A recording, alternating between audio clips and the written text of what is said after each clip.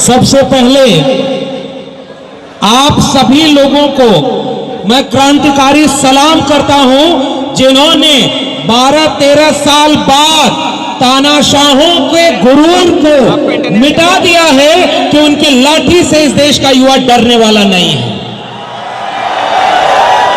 इस देश का युवा अब जागा है और वो लोग कुछ और जगा रहे थे।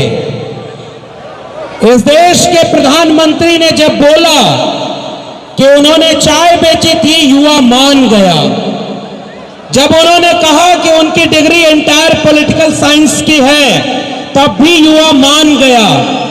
उन्होंने कहा कि वो विश्व गुरु बनाने के लिए नॉन बायोलॉजिकल अवतार लिए हैं, तब भी युवा मान गया। लेकिन अब इस देश के युवा ने कहा है कि अगर आप शिक्षा मंत्री का इस्तीफा नहीं देंगे तो हम आपकी कोई बात नहीं मानेंगे। ये जगा हुआ युवा ही भारत की तकदीर बनाएगा। उनके हर झूठ को हमने सच माना। नतीजा ये है कि झूठ कुर्सी पर बैठा है। मैं उसी दिल्ली विश्वविद्यालय का 14 साल प्रोफेसर रहा, जिसकी एंटायर पॉलिटिकल साइंस की डिग्री प्रधानमंत्री बताते हैं और वो फर्जी पता चलती है। आपको पता है ना, प्रधानमंत्री की डिग्री पर संदेह है कि नहीं? आपको आप कंफर्म है कि उनकी डिग्री ओरिजिनल है? जिसकी अपनी डिग्री का पता नहीं, वो इस देश के युवाओं की डिग्री का सम्मान करना कहां से जानेगा? आज उसी दिल्ली विश्वविद्यालय में जब हम लोग पढ़ाते थे, तब हम 10 साल से इस देश को कहते थे कि इस देश में कोई खतरे में नहीं, खतरे में शिक्षा है। और नई शिक्षा नीति उन्होंने कोरोना की आड़ में पास की थी। आपको पता होना चाहिए कि नई शिक्षा नीति जब लागू हुई तो संसद में बहस नहीं हुई थी। पता है आपको? आपदा में अवसर बनाने वालों ने चुपचाप नई शिक्षा नीति लागू कर दी थी और शिक्षा को अंबानी अडानी के हाथों बेच दिया था। ये देश नहीं समझ पाया। मैं तो धन्यवाद दूंगा कि आपकी ताकत ने इस देश के युवाओं को जगा दिया है। लेकिन इस मंच पर ये जंतर मंतर है, जाने कितने आंदोलन यहां से हुए और उन्होंने मुकाम हासिल किया। इस आंदोलन ने एक जिद ठानी है। और जब मैं यहां आ रहा था तो मैंने महाराष्ट्र की एक वीडियो देखी। उस वीडियो में रेलवे स्टेशन पर कुछ युवा नारा लगा रहे थे, जब जब मोदी डरता है हिंदू मुस्लिम करता है। दिल्ली में जिस दिन नारा लगा था कि जब जब मोदी डरता है पुलिस को आगे करता है। क्या नारा लगा था? जब जब मोदी डरता है। आज ही आप गूगल करिएगा, क्योंकि आप प्रधानमंत्री का मंच नहीं है यहां से झूठ बोला जाए, यहां से सच बोला जाएगा। महाराष्ट्र के लोगों ने नारा लगाया, जब जब मोदी डरता है हिंदू मुस्लिम करता है। अब ये युवा समझ गया है कि आपके नफरत के एजेंडे में ये शामिल नहीं होगा। मैं बहुत छोटे 2-4 आंकड़े दे दूं। जहां जहां इनकी सरकारें हैं, मैं उत्तर प्रदेश से आता हूं और उत्तर प्रदेश में ये धर्म के नाम पर सियासत करते हैं। 27,000 विद्यालय बंद किया सरकारी और 27,000 मधुरालय खोल दिया था, ताकि ठेका आपके गांव में, शराब आपके गांव में, लेकिन कलम और किताब आपके गांव में नहीं पहुंचेगी। बताइए, उसको जवाब देना चाहिए कि नहीं? जब इन्होंने नारा लगाया था कि पढ़ेगा इंडिया तभी आगे बढ़ेगा इंडिया, उसी समय आपको समझ लेना चाहिए कि यह नारा झूठा है। उन्होंने कहा था कि हम आएंगे तो गंगा साफ करेंगे। गंगा साफ हुई? जरा जोर से बोलिए। हर साल 2 करोड़ रोजगार मिला। आपका रोजगार गया कि नहीं गया? 12 करोड़ रोजगार मिलने की बजाय 24 करोड़ रोजगार छीन लिया। इसीलिए जब उसने नारा लगाया कि पढ़ेगा इंडिया तो आगे बढ़ेगा इंडिया, उसी समय आपको समझ लेना चाहिए वो चाहते ये हैं अनपढ़ रहेगा इंडिया तो गुलाम रहेगा इंडिया। आपने उस गुलामी को नजरअंदाज किया। इंटरव्यू में खड़े होकर बोलते हैं कि उन्होंने नॉन बायोलॉजिकल अवतार लिया है। लेकिन मैं आपको एक बात आंकड़े के साथ बताऊं, दिल्ली विश्वविद्यालय, जवाहरलाल नेहरू विश्वविद्यालय, इलाहाबाद विश्वविद्यालय, हैदराबाद विश्वविद्यालय, ये जितने विश्वविद्यालय हैं ये यूजीसी से पैसा सरकार नहीं देती, इनको लोन लेना पड़ता है। बताओ पढ़ाई महंगी हो जाएगी कि नहीं होगी? भाजपा के जितने बड़े नेता हैं उनमें से किसी के बच्चे यहां पढ़ाई करते हैं क्या? अरे भाई जोर से बोलना है, धर्मेंद्र प्रधान के बच्चे यहां पढ़ते हैं?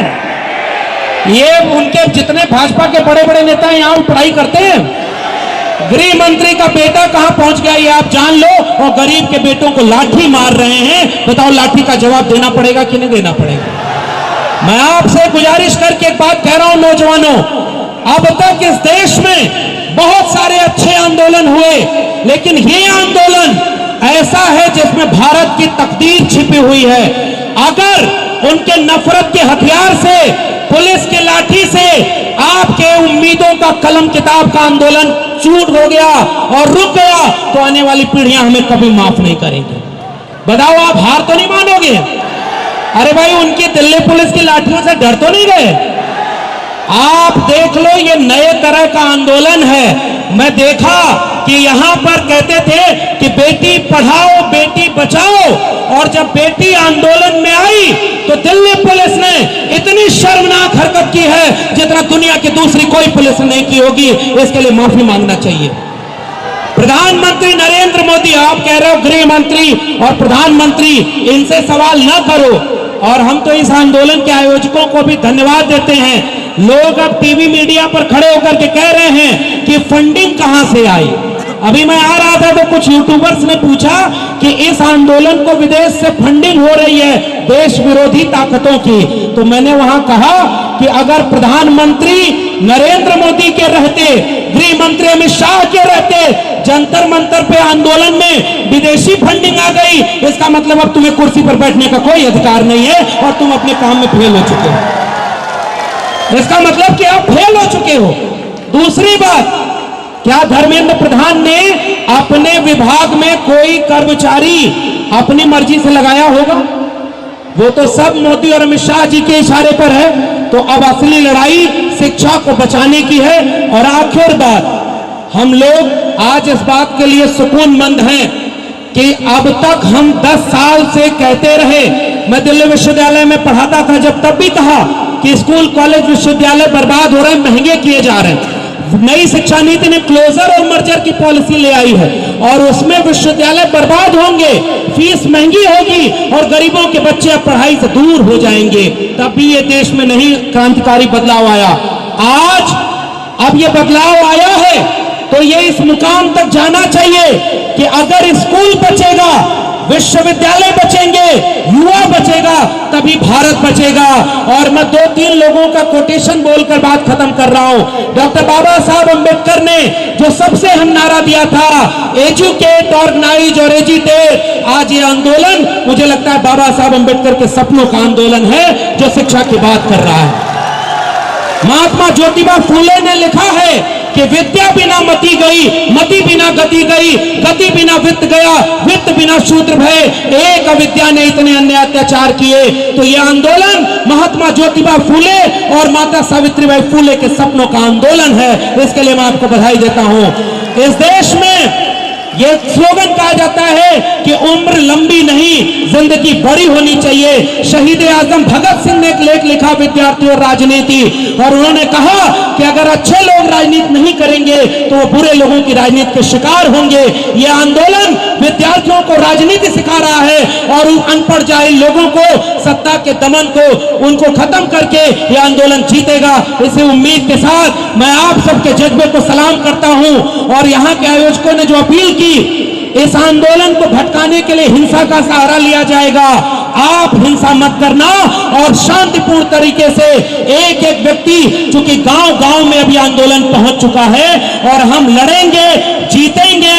और जिन लोगों ने युवाओं का अपमान किया, एक एक लाठी का बदला बाबा साहब के संविधान से लीजिए और पूरे देश में तब तक ये आंदोलन चले जब तक इस्तीफा न हो और शिक्षा की क्रांति न हो। आप सबके जज्बे को सलाम। जय भीम, जय मंडल, जय संविधान, इंकलाब जिंदाबाद।